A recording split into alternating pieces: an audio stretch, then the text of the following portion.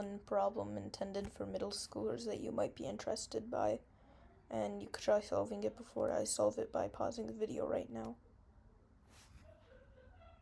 So first of all, we know that we're trying to find the value of x, and at first you might be a little stuck with this. I mean, how are we supposed to find x?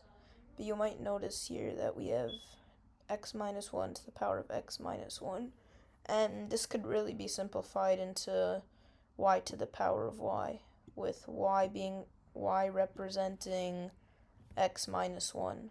So x minus 1 is going to equal y. And at first this may not help much, but it really simplifies the problem here, because if you think about it, once we find y, all we have to do is add 1 to find x. So we know y to the power of y is equal to 2 to the power of 2048. And now all we have to do is find the value of y. So at first you might be stuck here again, but you might notice that we could just write 2 to the power of 2048 as 2 squared times the power of 1, 2, 4. So this could really just be 4, which is 2 squared, to the power of 1024.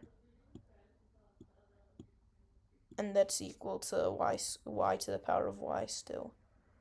So now that we have that, we could just use the same technique and rewrite it once again. 4 to the power of 1024 could be rewritten as 16 to the power of 512. And since 16 squared is equal to 256, we just have 256 to the power of 256. And you might notice that both of these values are the same. What you might notice about y to the power of y is that both of the values are also the same. It's y and y. Here's 256 and 256. So that means y must equal 256. Y to the power of y is 256 to the power of 256. So now that we know y, it's pretty easy to figure out what x minus 1 is, because x minus 1 is just equal to y. And since y is 256, that means that x must equal 257, because we're just adding the 1.